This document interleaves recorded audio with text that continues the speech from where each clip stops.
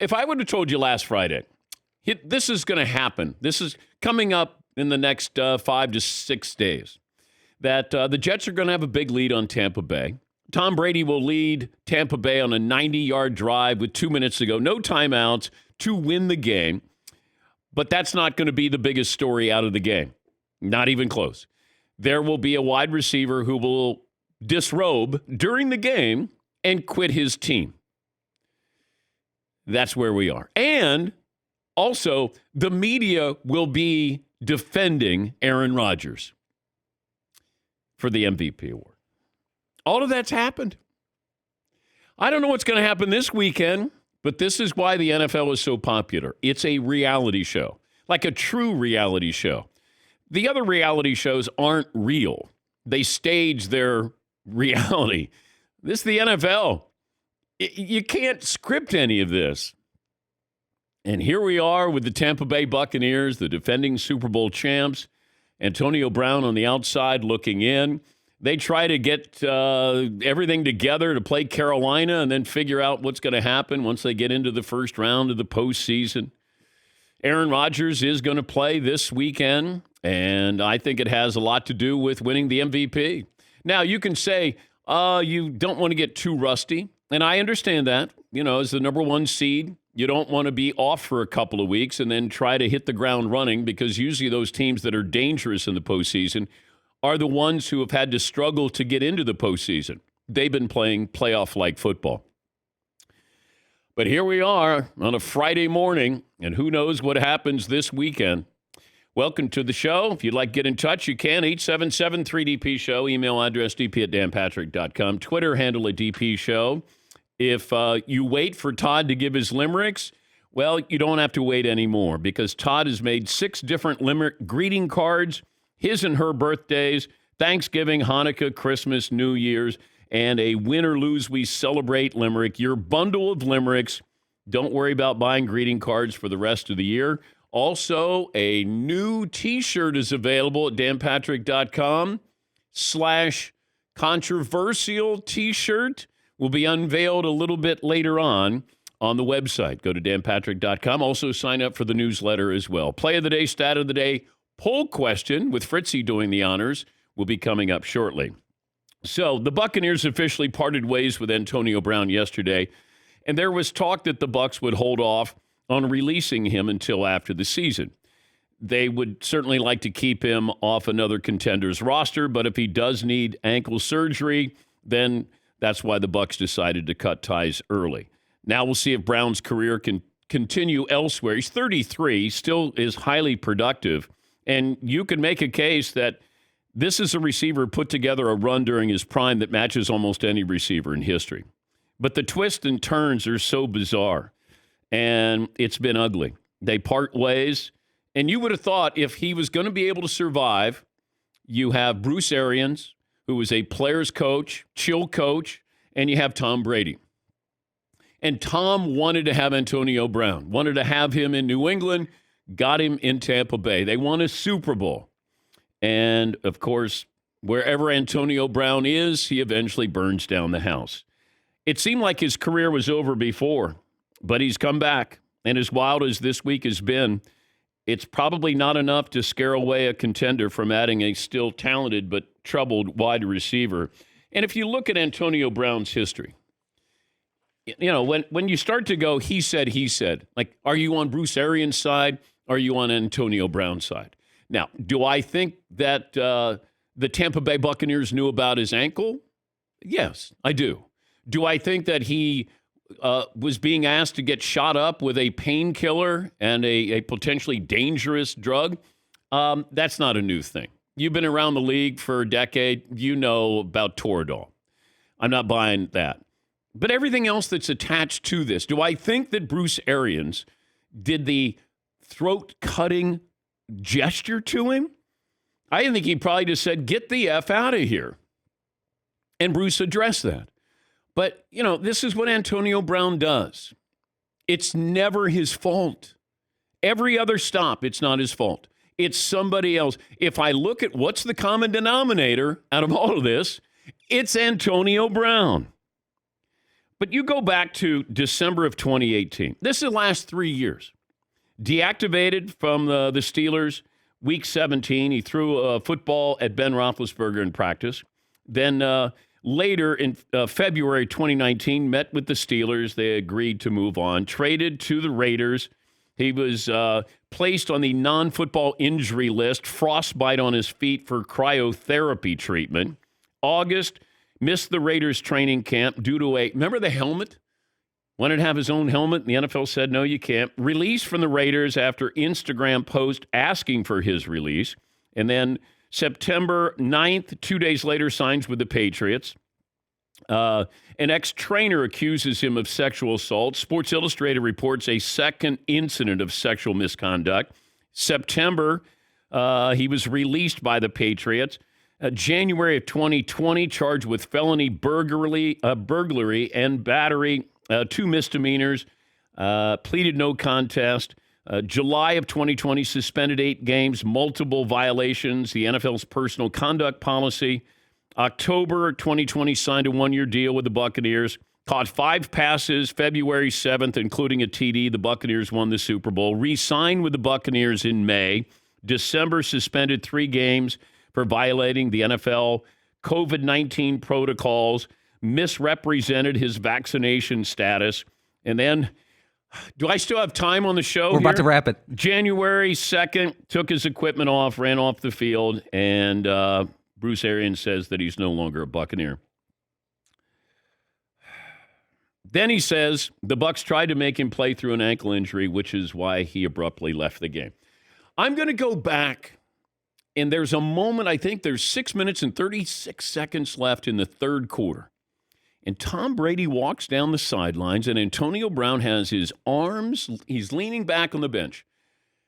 And I said, man, I think he's checked out.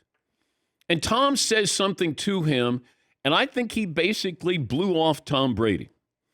And what happened at halftime, he was upset about Gronk getting more targets, and he wasn't getting his targets. And then he had to be calmed down at halftime by his teammates. And I think Tom is probably going, this is on me. I'm his babysitter here. But Tom, I think, was asking him with just under 7 minutes to go in the third quarter, like, you ready? Are you going to be here? And it felt like Antonio Brown was saying, no, I'm out. And then it was a couple minutes later where Bruce Arians finds out that Antonio Brown doesn't want to go back in. And, Bruce Arians was walking us through this. I don't think he wanted to talk about it. He talked about it Sunday after the game and said, that's it. I want to talk about the people who do play. We sent a note to the Buccaneers yesterday, and we said we'd love to have Bruce on, but if he doesn't want to come on, he should get out in front of this and at least explain his side of the story. Well, here is part of that press conference yesterday where Bruce Arians met with the media. We let Antonio go today just to clear you up on some things that happened. At no point in time during that game did he ever ask the trainer or doctor about his ankle. He never went through, that's the normal protocol. You go through protocols during games. I was never notified of it. So obviously that was the disturbing thing when we were looking for him to go back into the game. All right. He was very upset at halftime about who was getting targeted. Got that calmed down. Players took care of that. It started again on the sideline. We called for the personnel group that he had played in the entire game. He refused to go in the game. That's when I looked back and saw him basically wave off the coach. I then went back, approached him about what was going on. I ain't playing. What's going on? I ain't getting the ball. That's when I said, you're done. Get the F out of here. That's the end of it. We're working on Carolina. That's the end of the story. Hopefully it ends today. Oh, it's not going to end today because AB is going to try to bring down whoever he can bring down. But it does make sense what Bruce is saying because the head coach is not dealing with wide receivers during a game. Like he's on a headset. He's all in on the game. The only guy he's probably talking to is his quarterback. The only player would be Brady. Other than that, you have a position coach whose job is to talk to the wide receivers, not Bruce Arians. But that's why when Brady was sort of taking inventory there in the third quarter, and he realized what had happened at halftime with AB, And he's trying to make sure that he keeps him on the same page. And then soon after that, when Bruce finds out that Antonio does not want to go back in the game, and he's like, get the F out of here. Now, AB thinks that he's given him a throat slash, which I can't imagine somebody in their 60s on the side, like he's going to do a throat slash. But whatever AB sees, feels, thinks, he's always right and everybody else is wrong. It's a mess because somebody got selfish. All you have to do is stay on board 5 weeks. That's it. You're going to get playoff money, maybe another Super Bowl check, maybe another contract, maybe with somebody else. And here we are again. And I'm sure somebody's going to take a chance on AB, 33 years of age, but he burns down houses. He's an arsonist, man.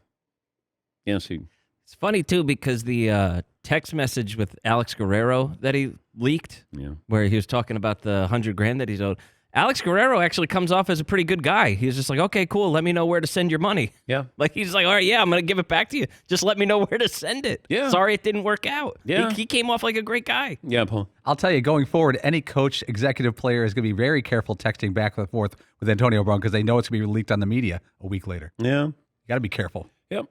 So Tom Brady was asked about how he feels about Antonio Brown's situation.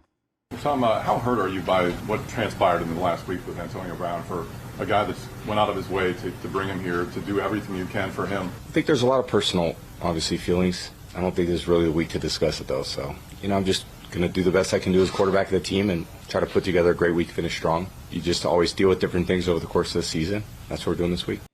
And this comes down to he had incentives that needed to be met. There's a report by Adam Schefter that AB's agent reached out to the Buccaneers and said, can you guarantee his last 2 weeks? And they said, no. But right there laid the groundwork. And it felt like Antonio Brown was not going to play, or he had something devised here prior to the game. Then he's in a hotel with a woman violating COVID protocol. The Daily Mail in London is reporting that story. They're a tabloid newspaper. They're usually covering the Royals, not the Buccaneers. But Brady was also asked about, the targets that his receivers get in a game. Are you aware of who's targeted? Apparently, BA said that he was upset at halftime about his lack of targets. I think you'd always like to target, you want to get everybody involved, obviously, and I think the receiver position they're a long ways from the football, when you stand out there. So as a quarterback, you obviously do the best you could do. You try to read the coverage and try to find the open guy, and you realize that guys are going to be open, and unfortunately you don't get it sometimes, and other times, you make bad reads and you make bad throws, and it's part of playing football, playing quarterback. Oh. Didn't have to be this way. All he had to do, just be a good soldier. And the fact that Brady, the previous year, helped you get $250,000. 3 shovel passes in the final 2 minutes of a blowout win. Brady gifted you $250,000. And now you're going to hold him accountable for not throwing the ball to you? Well, could you play or not play? Because does it matter if Tom goes, hey, I want you in there, I'm going to target you? He's telling us he needs surgery and he can't play. How the hell are you going to get these catches if you can't play?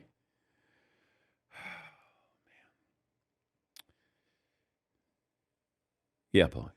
Tom's seen it and done it all. Tom Brady has had a press conference for everything. He's had press conferences where he's asked about Aaron Hernandez, Deflategate, Spygate. Gronkowski in the old days when Gronkowski would show up, the things. If I would have said a wide receiver is going to take off his clothes during a game, you might have thought it would have been Gronk. Yeah. But then there's always Antonio Brown. Tom's must be thinking, when can I have a clean, easy year? Just a couple wins. Yeah, I know. He's got a Rolodex of speeches. Like, what's the controversy? Wide receiver taking off his clothes. What? Yeah, he quit. He quit on. Okay. Well, you know what? I try to share the ball, and, I'm not aware of who's getting the number of targets, but, we try to find the open man. Yeah, Paul. Dan, you forgot something. No matter how much someone screws you over or your team, whatever, you always have to end with, and we wish them the best going forward.